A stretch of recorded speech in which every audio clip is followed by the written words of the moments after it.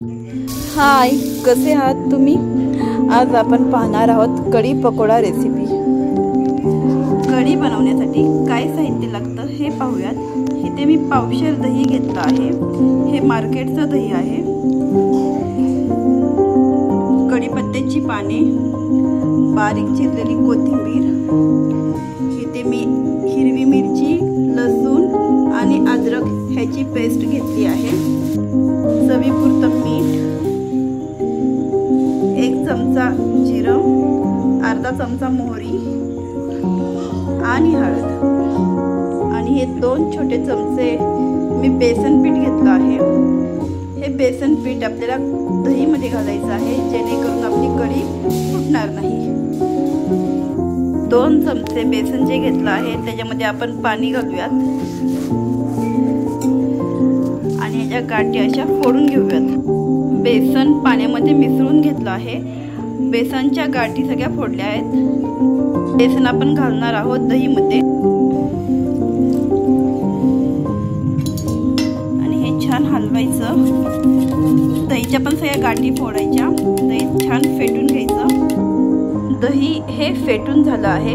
आता आपण घालूयात ह्याच्यामध्ये 1 तांब्यावर पाणी आणि पाणी छान मिक्स करून घेऊयात आपण। कढई तापली आहे।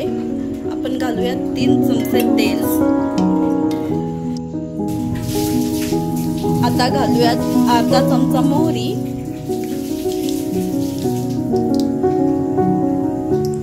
मोहरी छान तडतडू द्यायची, नाहीतर फोडणी ही कच्ची राहते।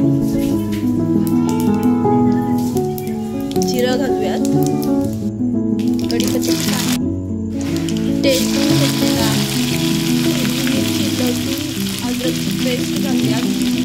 फोडणी छान लाल खरपूस अशी भाजली आहे। आता आपण हळद घालूयात, घेतलेलं दही घालूयात, की वाटीभर पाणी ऍड करूयात। चवीपुरतं मीठ घालूयात। जी करण्यासाठी काय साहित्य लागतं हे पाहूयात। इथे मी अर्धी वाटी असं बेसन घेतलं आहे। त्याच्यामध्ये अर्धा चमचा जिरा घातला आहे, चिमूटभर लाल तिखट घातलं आहे, चिमूटभर हळद घातली आहे, कोथिंबीर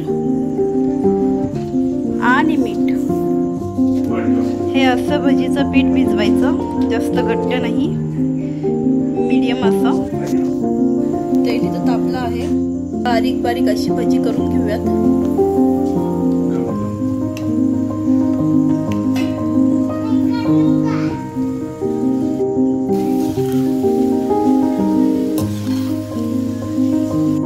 कढी बनवतानाच थोडी पातळ बनवायची, कारण कढीमध्ये भजी घातली की कढी आपोआप घट्ट बनते। या साईजची मीडियम अशी भजी करायची, जास्त छोटीही नाही आणि जास्त मोठीही नाही। कढीला उकळी आली की गॅस लगेच बंद करायचा, जास्त नाही कढी उकळायची। हे भजी असे तोडून घ्यायचे थोडे। गरम कढीमध्येच भजी टाकून घ्यायची।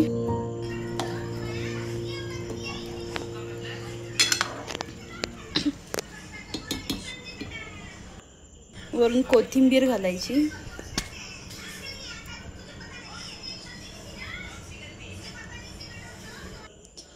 छान कढी पकोडा म्हणजेच कढी भजी ही आपली तयार आहे।